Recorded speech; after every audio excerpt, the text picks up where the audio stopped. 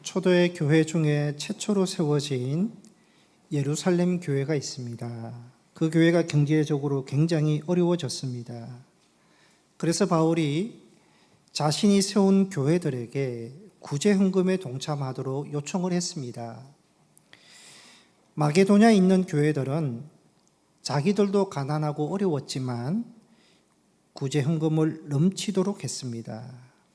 그런데 고린도 교회는 경제적으로 안정되었음에도 불구하고 구제에 참여하지 않았습니다. 1년 전만 해도 이 교회가 어려운 예루살렘 교회를 도와주어야 한다면서 가장 앞장서서 주도적으로 나섰습니다. 그래서 다른 교회는 이 고린도 교회 때문에 참여하게 되었는데 정작 고린도 교회는 분위기만 띄워놓고 구제하지 않았던 것입니다. 그래서 바울은 1년이 지난 후에 이 고린도 교회에 구제 헌금에 동참하라고 다시 한번 권면하면서 참여하도록 바울과 함께 일하는 사람 디도와 2명의 사람을 그렇게 보냈습니다. 본문은 바울이 고린도 교회에 보낸 이 세 사람이 어떤 신앙의 사람인지 어떤 동력자인지 소개를 하고 있습니다. 첫째, 함께 일하는 사람은 간절함이 있어야 한다는 것입니다. 본문에서 간절하다는 말이 4번 나옵니다. 16절에 한 번, 17절에 한 번, 22절에 2번이 나옵니다. 16절에 바울은요, 디도를 보내면서 디도가 어떠한 사람인가 하면 자신과 같은 간절한 마음이 있다고 했습니다. 간절하다는 말은 헬라어로 목을 길게 뺀다라는 뜻이 있습니다. 어미새가 먹이를 물어오면 새끼들은 그 먹이를 받아먹기 위해서 목을 길게 빼서 입을 크게 벌립니다. 그게 간절하는 것입니다. 먹이를 받기 위해서 목을 길게 빼는 것, 아니면 먹이를 찾기 위해서 목을 길게 빼서 보는 것, 절박하게 기다리고 찾는 것이 간절함입니다. 심리학 용어로 피그말리온 효과라는 말이 있습니다. 피그말리온 효과란 어떤 것을 간절히 소망하면 불가능한 일도 실현된다는 심리적 효과를 말합니다. 유래는 이랬습니다. 그리스 신화에 피그말리온 조각가가 있었습니다. 아주 유명한 조각가입니다.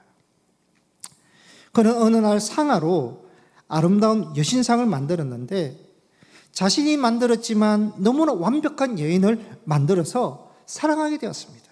혼자 안아보고 옷도 입혀주고 선물도 주고 너무 사랑했습니다. 그 피그말리온의 간절한 사랑에 감동한 사랑의 여신 아프로디테가 그 조각 여인상에게 생명을 넣어주었다는 신화 내용입니다. 그러니까 무엇을 간절히 원하고 기대하면 이룰 수 있다라는 것이 피그말리온 효과입니다. 예술가가 명작을 탄생시킵니다. 스포츠 선수가 최고의 자리에 오르는 것은 물론 실력도 있지만 간절함이 있기 때문입니다. 몸과 정신을 집중하고 간절하게 바랬기 때문에 그 자리에 오를 수 있었던 것입니다. 성도 여러분, 신앙인들에게도요, 간절함, 그러니까 신앙의 간절함이 우리에게 있어야 한다는 것입니다. 잠언서 8장 17절에 말씀합니다. 나를 사랑하는 자들이 나의 사랑을 입으며 나를 간절히 찾는 자가 나를 만날 것이라. 하나님을 간절히 찾는 사람을 하나님께서 만나주신다. 반대로 말씀을 드리면요, 간절히 찾지 않으면 만날 수 없다는 것입니다.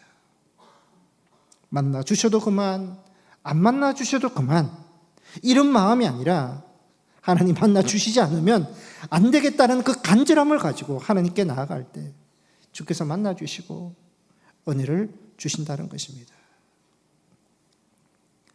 전 교회 어느 여집사님은 여름 교인 수련회 때요, 방언을 사모했습니다. 얼마나 방언을 사모했는지요. 방언 받기 전까지 식사를 하지 않았습니다. 식사 때 집사님 식사하셨어요? 아니요. 방언 받기 전까지 식사 안 할 거예요. 그 마음으로 집회 때 방언을 사모했습니다. 그렇게 간절히 사모하니까 둘째 날에 방언을 받게 되었고 그 이후부터 식사를 하셨습니다. 간절히 사모할 때 만나게 되고 은사를 주신다는 것입니다. 마태복음 7장 7절 8절 말씀 우리 함께 읽겠습니다. 시작. 구하라 그리하면 너희에게 주실 것이요 찾으라 그리하면 찾아낼 것이요 문을 두드리라 그리하면 너희에게 열릴 것이니 구하는 이마다 받을 것이요 찾는 이는 찾아낼 것이요 두드리는 이에게 열릴 것이니라. 아멘.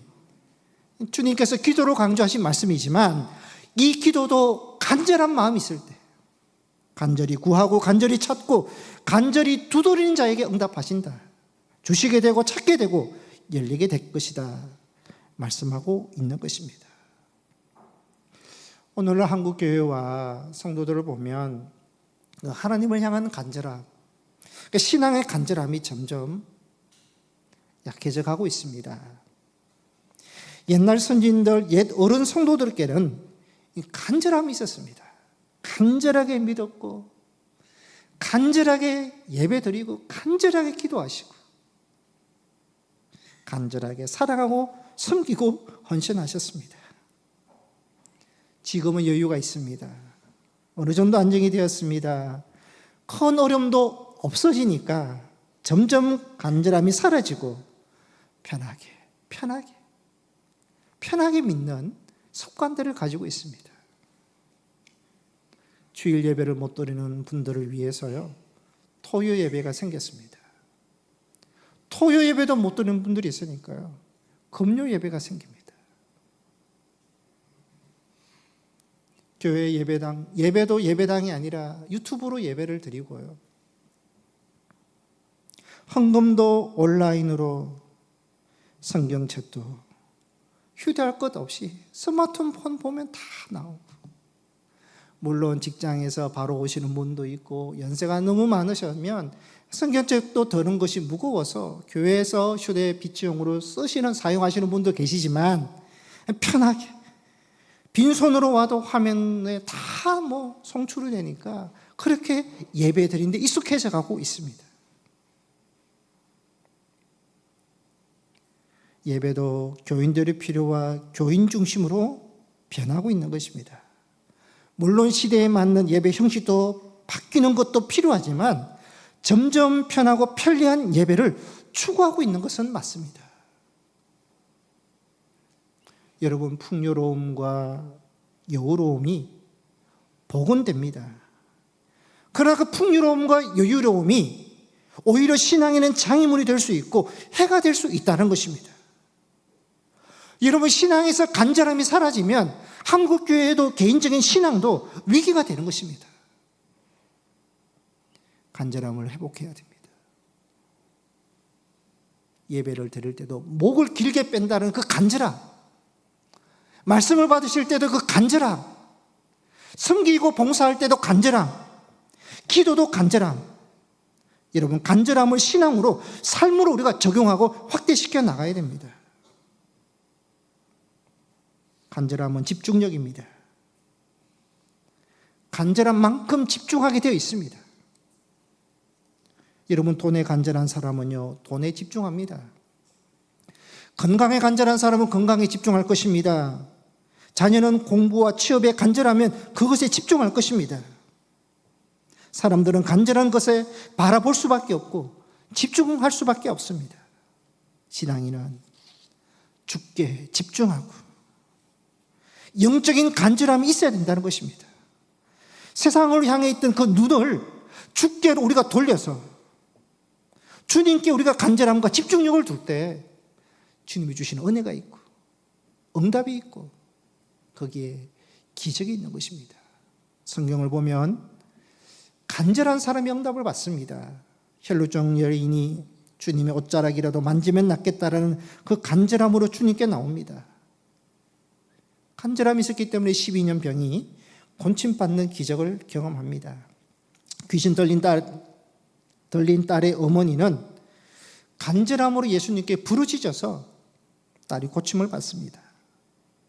소경바디메오는 오는 여리고성 앞에서 예수님이 지나간다는 소식을 듣고 다윗의 자손이여 나를 불쌍히 여기소서 소리 지릅니다.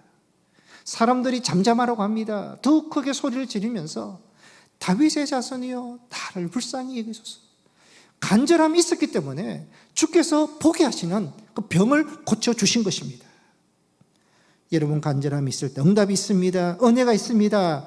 간절함이 하나님의 마음을 움직이게 하고 그 간절함이 하나님이 일하게 하시는 것입니다. 간절함을 회복하여 하나님의 은혜와 하나님이 하시는 놀라운 일들을 경험할 수 있는 여러분이 되시기를 축복합니다. 17절에 보시면 그가 권함을 받고 더 간절함으로 자원하여 너에게 나아갔다 그럽니다.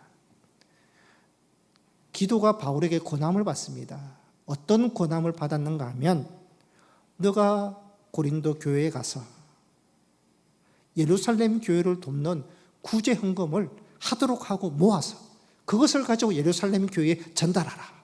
그 권함을 받았습니다. 여러분, 다른 일도 아니고 사람들에게 가장 예민한 것이 물질인데요. 구제 헌금 거두러 가는 거 좋은 일입니까? 좋아할 사람 없습니다. 더군다나 고린도 교회는 구제하겠다고 해놓고 1년 동안 하지 않고 있습니다. 그렇게 부담스러워하는 교인들에게 가서 디도가 돈 이야기하고 구제 헌금 하게끔 해서 그것을 모아서 전달하는 것, 디도 입장에서도 불편할 수도 있고 부담스러울 수 있습니다. 그런데 디도는요, 17절에 보시면 권함을 받았는데 더 간절함을 가지게 되었다 말합니다. 아니, 구제헌금을 하게 하고 받으러 가는데 어떻게 그것이 간절함이 더 생길 수 있을까? 디도에게는 확신이 있었기 때문입니다. 어떤 확신이 있느냐? 바울이 자신을 보내지만 예수님이 나를 보내신다. 주님이 내게 주신 일이다. 주님이 주신 일이라는 확신이 있는 것입니다. 예루살렘 교회를 돕고 섬기는 일은 주님의 몸된 교회를 섬기는 일이고 주님을 위한 일이다. 확신이 있는 것입니다. 교회가 구제하고 섬기는 일은 반드시 필요한 것이고 아름다운 일이고 이건 하나님도 원하시는 일이다. 확신이 있으니까요, 더 간절한 마음이 디도에게 생기는 것입니다. 여러분, 믿음에 대해서, 사역에 대해서 우리도 확신을 가져야 됩니다. 찬양대도 찬양을 하실 때 하나님이 받으신다는 확신을 가지고 찬양하는 것이고요. 여러분, 주께서 주신 직분도 마찬가지입니다. 주를 위한 일이요, 주께서 주신 일이다. 이거는 아름다운 일이고 귀한 일이다. 확신을 가지고 우리가 믿고 섬겨야 되는 것이죠. 디도는 어려운 예루살렘 교회를 돕는 일은 하나님이 원하시는 것이다. 하나님의 간절함이 있다. 바울이 디도를 지금 보내고 있습니다. 바울이 원하는 일, 바울의 간절함이 있고 또 예루살렘 교회도 지금 도움을 받는 입장에서 간절함이 있고 디도는요, 간절함을 공유하고 있습니다. 하나님의 간절함, 바울의 간절함, 예루살렘 교회의 간절함을 알고 함께 그 간절함을 공유하고 있습니다. 여러분, 간절함을 공유할 때요, 더 간절함이 나온다는 것입니다. 디도에게 더 간절함이 있으니까 17절에 자원하는 마음이 생깁니다. 자원한 마음은 어디에서 나오는가? 간절함에서 나오는 것입니다. 간절한 마음은 간절한 마음을 공유할 때 가지게 되고, 간절함이 있을 때 더 간절함이 나오게 되고, 더 간절한 마음이 있을 때 자원하는 마음이 되어서요, 기쁘게 그 일들을 감당하게 된다는 것입니다. 함께 일하는 사람은 어떠한 사람이 있어야 되느냐? 같은 간절함을 가져야 된다는 것입니다. 여러분 함께 일하는 사람은 다 믿음이 다릅니다. 이 찬양대원들도 다 믿음이 다르고 아시레가 또 찬양단이 찬양을 하지만 각각 개인의 믿음이 다르고요. 자질도 다르고 능력도 다르고 지식도 다르고 다 다릅니다. 그러나 같아야 될 것이 뭐가 있느냐? 같은 간절함입니다. 주께서 받으신다는 같은 간절함을 가지고 같은 방향을 가지고 나아가야 되는 것입니다. 그래서 간절함을 함께 소유하고 같은 비전을 품고 같은 방향으로 나아가면 같이 나아가니까 그게 놀라운 시너지 효과가 나타나게 되고 놀라운 일들이 일어나게 되는 것입니다. 함께하면 같은 간절함을 품으면 어떠한 일들이 일어나느냐? 거기에는 하나님께서 일들을 행하시고 이루어 나가시고 함께 가는 시너지 효과가 거기에 있다는 것입니다. 두 번째로 함께 일하는 사람은 선한 일에도 조심해야 됩니다. 20절 21절에 보면 바울은 선한 일을 하는데 주님에게나 사람에게나 비난받지 않으려고 조심한다. 그렇게 말을 합니다. 여기서 나오는 21절에 나오는 선한 일이란 지금 예루살렘 교회를 돕고 구제하는 일을 말합니다. 그러니까 돕는 구제하는 일이 선한 일에도 비난받지 않기 위해서 조심해야 된다는 것입니다. 여러분, 구제하고 섬기는 것은 주님의 일이고 선한 일입니다. 목적과 명분이 분명하고 선하지만 방법에 있어서는 이것이 강요가 되거나 강압이 되거나 사람에게 상처와 실족함을 주지 않기 위해서는요, 조심해야 된다는 것입니다. 목적이 선하다고 선한 일을 한다고 반드시 좋은 결과가 나오는 것은 아닙니다. 그렇기 때문에 선한 목적과 선한 일이 선한 열매를 맺을 수 있도록 하기 위해서는 그만큼 조심해야 된다는 것입니다. 신중해야 된다는 것이죠.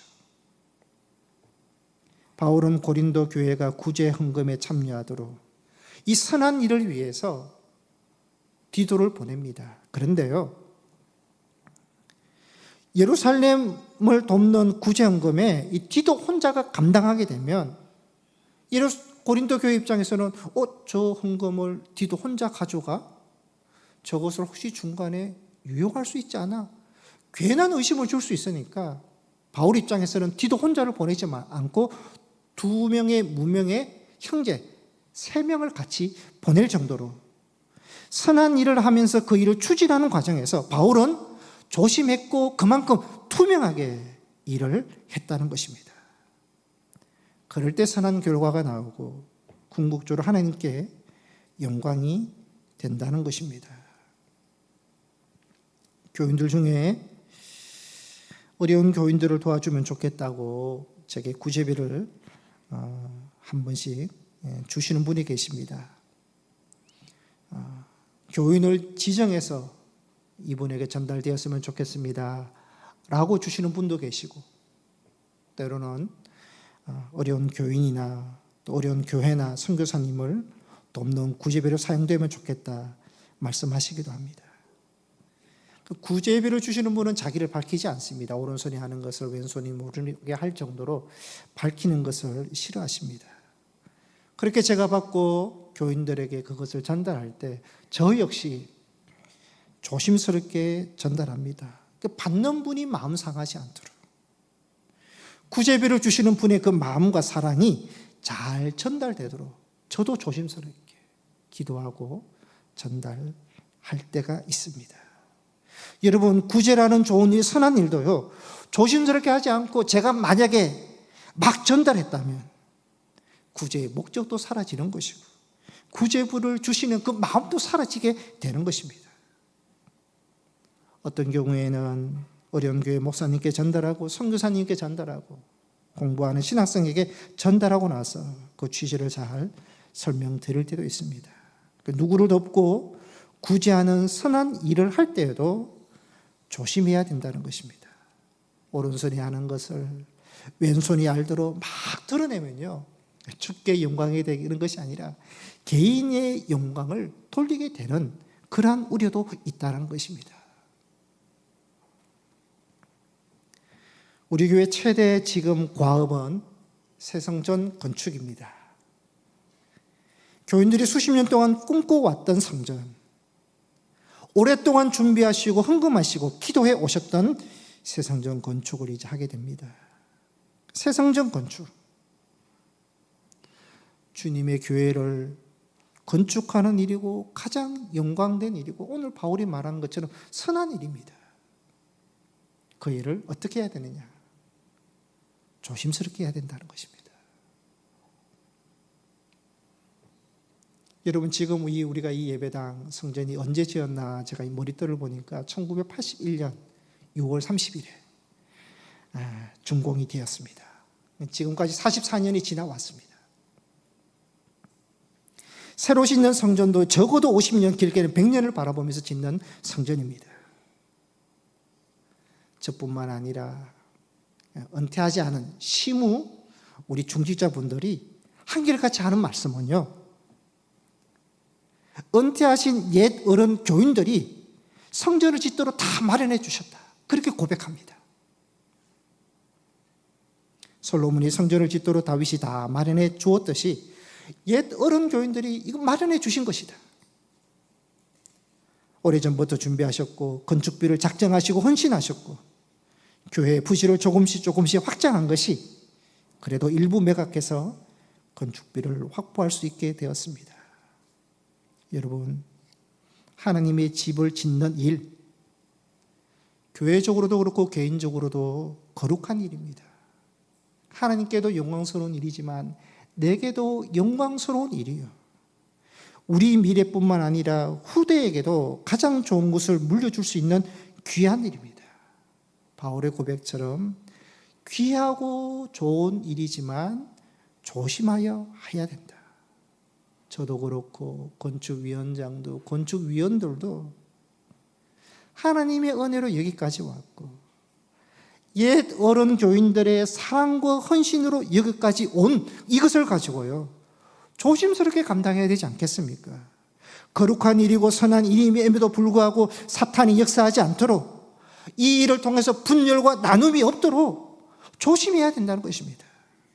처음부터 끝까지 조심해서 잘 지어서 하나님께 영광이 되고, 유명한 교회는 아니지만 지역에 영향력 있는 교회가 되고 건강한 교회가 되고 성장하고 부흥하는 교회, 보다 좋은 여건과 환경에서 행복하게 신앙생활하는 교회가 되어야 할 것입니다. 여러분, 하나님이 일을 하는 사람, 직분을 맡은 사람은요, 그것이 귀하고 선할수록 조심스럽게 그 일들을 감당하라고 오늘 말씀하고 있는 것입니다. 세 번째로 함께 일하는 사람은 검증돼야 됩니다. 22절에 보시면 바울이 세 번째 형제를 고린도 교회에 보내면서, 이 형제는 내가 여러 가지 일을 여러 번 보니까 내가 확인하니까 검증이 되더라, 신뢰하는 사람이다, 그래서 내가 고린도 교회에 보낸다, 그렇게 말씀하고 있습니다. 여러분, 사람은 한 번에 다 알 수 없습니다. 말하는 것만으로도 파악할 수 없고요, 하나의 행동만으로도 알 수 없고요, 여러 번 확인하고 검증의 과정이 필요하다는 것입니다. 일본은 대대로 가업을 이어가는 것으로 유명합니다. 30년, 50년 있는 것이 아니라 몇백 년째 가업을 잇는 가정들이 있습니다. 이번 사람들은요, 자녀에게 가업을 물려줄 때 처음부터 가업의 모든 것을 총괄시키지 않고요, 가업에 필요한 지혜와 경험을 얻기 위해서 밑바닥 일부터 경험하게 한답니다. 이후 모든 연단과 검증의 기간을 거쳐서 합당하다고 판단되면 가업의 모든 것을 맡기기 때문에 실패하는 일이 없다고 합니다. 그러나 우리나라는 기업가들은 이런 연단과 검증의 기간 없이 너무 빨리 자녀들에게 책임을 주고 경영자 위치에 앉히기 때문에요. 교만해지고 분쟁도 일어나고 일도 못하고 기업이 무너지는 경우도 있다는 것입니다. 세상 일도 검증이 필요한 것처럼 교회도 마찬가지라는 것입니다. 세상적으로 능력이 탁월하다고 교회의 일을 무조건 맡길 수 없고 연단과 검증의 과정을 거쳐가야 된다는 것입니다. 모세도 이스라엘 지도자가 되기 위해서 40년 동안 연단과 검증의 과정을 지나갔던 것입니다.